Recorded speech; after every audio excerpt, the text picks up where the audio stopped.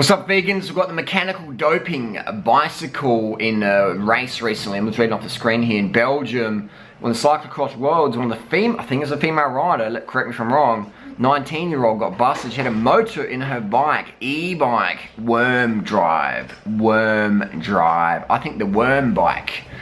It's called the worm bike. I would love to ride a fucking worm bike. I've got a couple of e-bikes, great for motor pacing, training, etc. Great for commuting.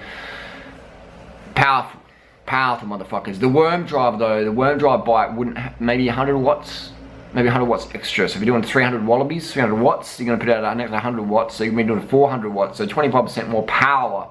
Big difference. Big difference. Especially at top end level. So I would like to, I think this girl, I mean, cyclocross. I mean, have you raced in Belgium? I've raced in Belgium, man. People will fucking spit on you, throw beer on you. If you're rivaling one of the local Belgium heroes. It's cutthroat as fuck. It's cutthroat as fuck. Even if you're a Belgian and you're not winning, people might spit or throw beer at you. Like, you shouldn't be on the race course, blah, blah, blah. That's pretty shit. But that just breeds distaste among the athletes as well. Because you're training hard, and Belgium's a shitty place to live this time of year. The winter, the cold, ugh. I'd never go back there this time of year. I had a good time there though. Some great people. I'm not bagging the people, but just there's a few. It's like any country, you always at races, you got some hecklers, especially when they get some alcohol into them. But it just breeds that like mentality of like, fuck it, man. Why the fuck am I suffering in this cold, shitty weather, making no money, being pack filler? You know, risking my life. You risk your life when you ride a bike on tarmac in a race. You're risking your life, man. Breaking legs and all sorts of shit. So a lot of people eventually go to the point, well, fuck. What am I doing with my life? Money-wise, you got pressure, maybe you got a kid, maybe you got a big loan, and you gotta make some fucking coin, man. So and then they're thinking, this girl's brother, correct me if I'm wrong, he's been busted for doping as well. He's got on a current suspension. Could be wrong, correct me if I'm wrong, but the e-bike is an option, isn't it? So I want to take the juice, get the worm bike on. Get the worm bike gains. Worm bike. I would love to fucking ride a worm bike. I think this is great advertising for Willia, or the company who's got the worm bike going at the moment. I would love to actually have someone give me a worm bike. Actually, I'd fucking buy a worm bike and go and win the Australian National Cyclocross title. Because if it's that good, wattage-wise, you could win it. And it could be a great advertising campaign. It's like, hey, look, troll you motherfuckers, you know? Bit of a, I mean, there's so many people in the cycling scene are so like, they're so rigid and stiff. Like, they fucking clean their bikes with baby wipes even. It's like, what the fuck, like? Some people just take it a bit too far. And it's like, breathe deep, relax, chill. You know, some people just like fucking psychotic, man. Like, there's people who throw beer and spit at riders in a race. It's just like, what the fuck, man? Go to a fucking street fight or something if you want that sort of mentality. But I think that this person, this girl, should have just trolled it more. I mean, it's sporting fraud. But what's the penalty for it? What's the fucking penalty for it? There's no penalty financial. You might lose it, alright? You don't get a fine really though. There's no penalty.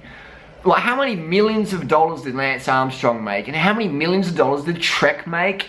And Nike and Duro and Oakley, who are still famous because they backed all these dopers, man. Alright?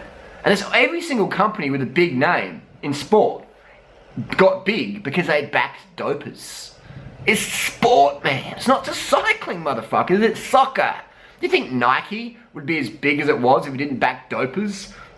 Not all those soccer guys and NBA players and Jordan and Agassi and all these people who all use the gear to get the next level performance. People go, basketball? No, drugs and basketball. Man, are you fucking serious?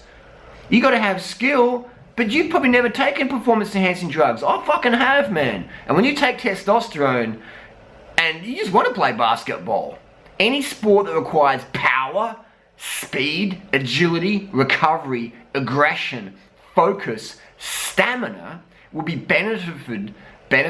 you get fucking benefits from taking exogenous testosterone, pinning some test in your ass, popping a few oxys, man. You will get incredible benefits.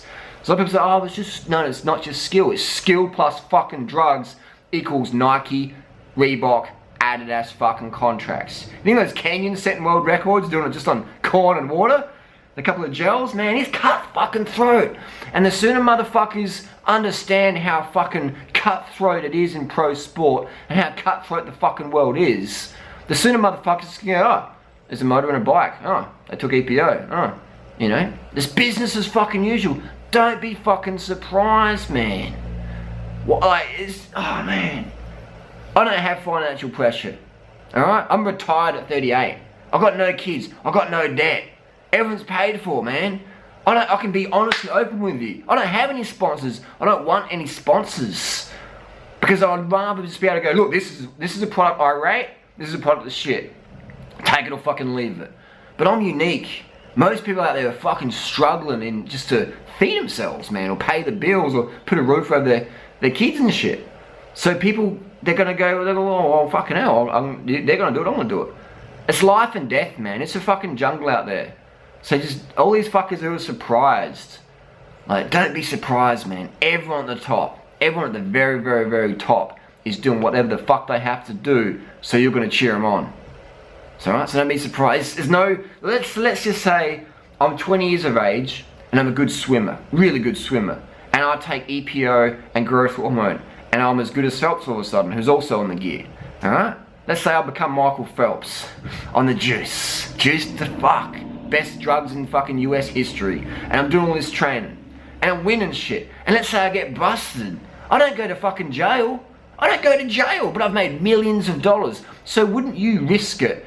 Earning millions of dollars, no risk of going to jail at all. Or maybe if you do, it's like 6 months for millions of dollars and fame for the rest of your life. Even Lance Armstrong, he's got no hecklers on the street. No one's ballsy enough to go, Lance, fuck you. Even said it, no one's ever heckled Lance face to face on the street. People just talk shit on Strava or forum, but no one's, in society, no one has the balls to go at someone's face and say, blah, blah, blah. Doesn't happen. Everyone talks shit on the internet. So where's the penalty? There's no penalties, man. Really. You can make millions of dollars living the fantasy, living the dream life. There's no penalties. So don't be surprised when people do it. It's human fucking nature. Motherfuckers will do anything to win at all costs. Don't be surprised. Santa Claus doesn't exist. Your Olympic champion in big name sport never fucking existed without pharmaceutical drugs. It's business as fucking usual.